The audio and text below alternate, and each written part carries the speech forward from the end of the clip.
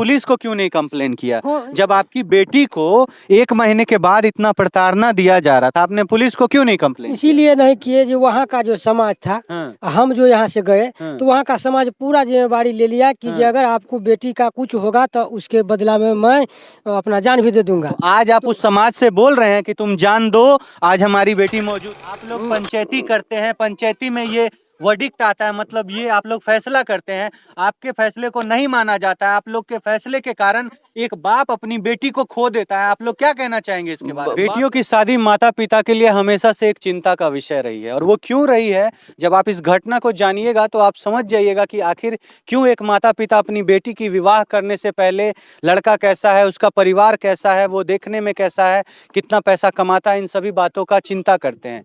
वैसे ही एक लाचार पिता ने अपनी बेटी का विवाह इन सभी तहकीकात करने के बाद अपनी बेटी का विवाह तय किया। बेटी की शादी की जाती है, दहेज में 3 लाख रुपए का रकम दिया जाता है, साथ साथ सामान भी दिया जाता है और 80,000 का सोना दिया जाता है।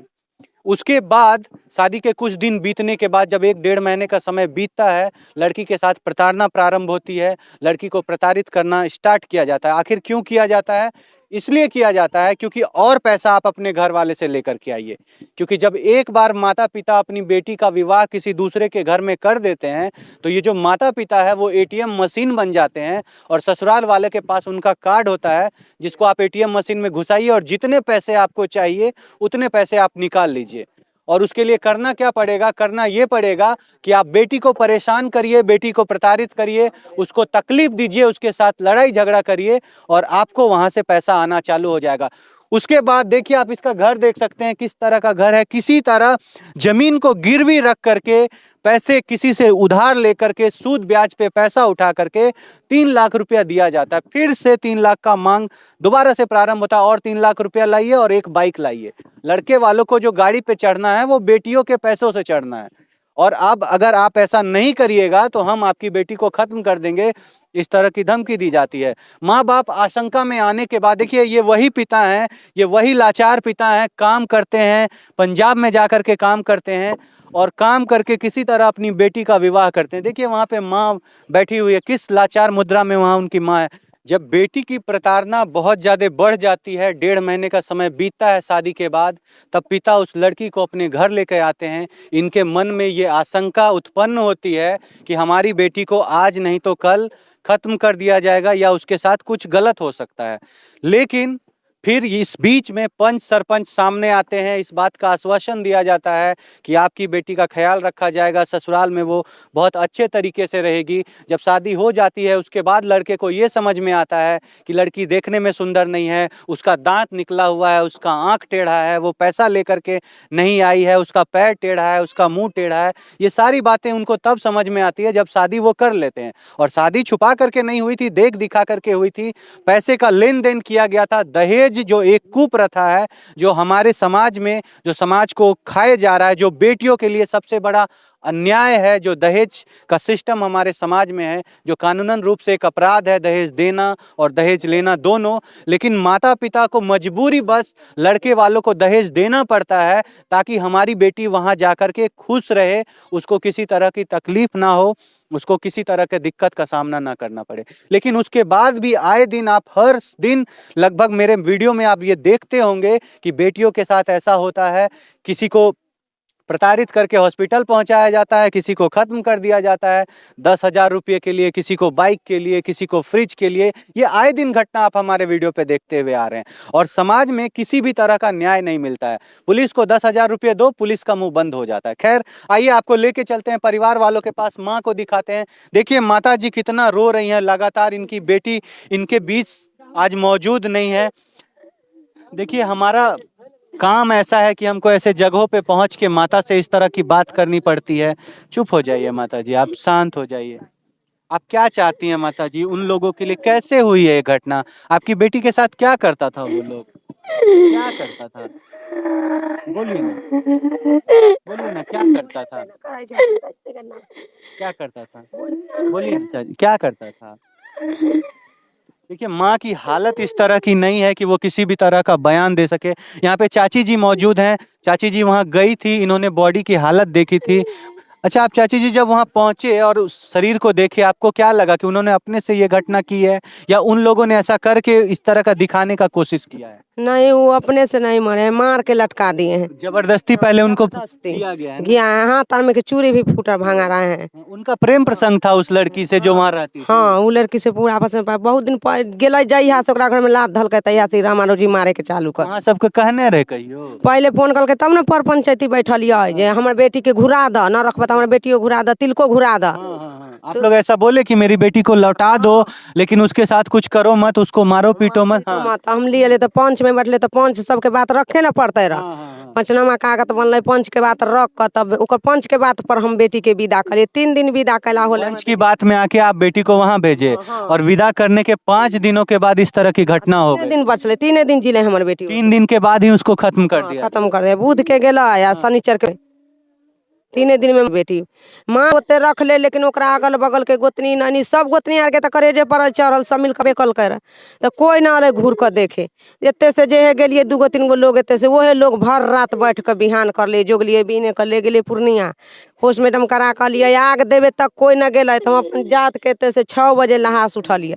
6 बजे सबसे पैसो और मांगे रहे। पैसा मांगे, ओकरा दिलिए 3 लाख दिलिए ना, 3 लाख रुपया। और बाद और मांगे रहे। ओकर बाद मांगे 2 3 लाख यार ऊपर से। अच्छा। आ एगो गाड़ी तो आप लोगों ने देखा, आप बताइए कि उस लड़के का जब किसी और लड़की से संबंध था, किसी और लड़की से प्रेम था, तो फिर वो क्यों इस घर की बेटी से विवाह करके इस घर के पूरे लोगों का जीवन बर्बाद कर दिया। आप सोचिए कि एक लड़की से प्रेम प्रसंग होने के बावजूद एक लड़की से पैसे के लिए शादी किया जाता है, उससे दहेज लिया जाता है, दहेज लेकर के शादी कर ली जाती है। 1 महीना बीतने के बाद उसको प्रताड़ना दी जाती है, फिर और 3 लाख रुपए का डिमांड किया जाता है। दूसरी लड़की से अफेयर था, इस लड़की को खत्म कर देंगे, पैसे लेंगे और उस लड़की के साथ अपना संसार बसाएंगे। आप सोचिए, ये जानवरों से भी बदतर हरकत है, जो इंसानियत छोड़िए जानवर भी अगर इस बात को सुने तो वो भी शर्म आ जाएगा कि इस तरह से प्लानिंग करके किसी लड़की को खत्म करना। आप सोचिए, ये धंधा बन गया है लड़के वालों के लिए कि किसी लड़की से विवाह करते हैं और उनको इस तरह से खत्म कर देते हैं। यहाँ पे घर परिवार वालों, समाज वालों का आप हालत देख सकते हैं। पिता लाचार हैं, गरीब हैं, खाने को मोहताज होने के कारण घर को छोड़ करके बाहर जा करके दूसरे राज्य में कमाते हैं और खाना खाते हैं। और उनकी बेटियों के साथ आए दिन इस तरह की घटना होती है। न प्रशासन मदद करती है, न कोई और मदद करता है, और लाचार पड़े रह जाते हैं ये माता पिता, क्योंकि इनको इंसाफ भी नहीं मिलता। आइए, यहाँ पे मुखिया जी मौजूद हैं, उनसे कुछ बात करते हैं, पूछते हैं कि ये क्या जानते हैं। सर, क्या कहना चाहेंगे? सर, इस तरह की घटना आए दिन समाज में होते रहती है, आप क्या कहना चाहेंगे इसके बारे में? मैं तो कहना चाहता हूँ ये भारी बहुत बड़ा गलती किया है वो लड़के वाले ने। गए थे सर वहाँ पे? हम गए थे। आपको क्या लगा वहाँ पे देख कर? लगा, ऐसा लगा सर टंगा हुआ है। गए तो लड़की ने अपने से इस तरह की घटना नहीं की है। घटना अपने आप उसको लगातार पहले भी प्रताड़ित किया जाता था। प्रताड़ित तो है। आप तो सर मुखिया, एक जिम्मेदार व्यक्ति हैं, इस चीज को इतना ही नहीं, हम लोग कोशिश बहुत किए। यहाँ तक कहे से पंच सब 10 आदमी बैठे थे, वहाँ का गणमान्य व्यक्ति जी, सरपंच साहब से समिति थे, सब आदमी बैठा कर उसको सुलहनामा कराया गया। अच्छा। लेकिन उसके बावजूद भी पता नहीं कहाँ से इंटिंगल था, उन्होंने ऐसा घटना कर दिया। पुलिस को इसकी जानकारी दी थी? नहीं, पुलिस को तो नहीं दे पाए। आप लोग पंचायती करते हैं, पंचायती में ये वर्डिक्ट आता है, मतलब ये आप लोग फैसला करते हैं, आपके फैसले को नहीं माना जाता है, आप लोग के फैसले के कारण एक बाप अपनी बेटी को खो देता है। आप लोग क्या कहना चाहेंगे इसके बारे में? बात हकीकत में है, लेकिन अपने पिता सोचता है कि समाज के आदमी जो पंच होता है, पंच सोचता है कि सुधार हो जाए। पंच हमेशा चाहता है कि पंच परमेश्वर व ईश्वर का रूप है। उनका ज्यादातर सामाजिकता काम में बैठकर सलाह मशवरा कर एक दूसरे को संबंध बस जाए, घर बसे। लेकिन ऐसा राक्षस उन्होंने ऐसा कर दिया। आपको उसका लगता है कि नहीं कि पुलिस को इसकी जानकारी देनी चाहिए थी? अगर पुलिस इंटरफेयर करते तो शायद आज हमारी बेटी जिंदा होती। आपको ऐसा लगता है कि नहीं सर? अगर पंच के बातों का कोई महत्व नहीं है तो फिर पंच क्यों फैसला देते हैं जिसका नहीं मान्य किया जाता है और एक लड़की चली जाती है समाज से? आप क्या कहना चाहेंगे इसके बारे में? ये बात है, पुलिस के जानकारी में एक रहता तो कल दिन ऐसा घटना घटता तो उस पर ज्यादा असर पड़ता उसको कि हम ना करें इस तरह की लेकिन ऐसा समाज में ये दहेज लेन देन जो है ना, भारी कलंकित कर रहा है, करता है ना समाज को। लेना देना नहीं चाहिए। आप लोगों ने क्या फैसला किया था? हम लोग तो यही फैसला किए थे, आप लोग सामंजस्य से रहिए, ऐसा किसी तरह का लड़की को अच्छा से रखिए। जहाँ तक सामर्थ्य था, लड़का पक्ष की ओर लड़की पक्ष को देता ही है उपहार स्वरूप, वो बिना पूछे ही दे देता है। देखिए सोचता हमारे बच्ची जाकर अपना संसार सुखमय रहे जीवन, लेकिन ऐसा होता नहीं। कोई ऐसा दुश्मन निकल जाता है जो आए दिन भिन्न भिन्न तरह का घटना घटता है। क्या लगता है वो लड़का षड्यंत्र करके शादी किया था कि पैसे लेंगे, क्योंकि उसका लव अफेयर किसी और लड़की से था?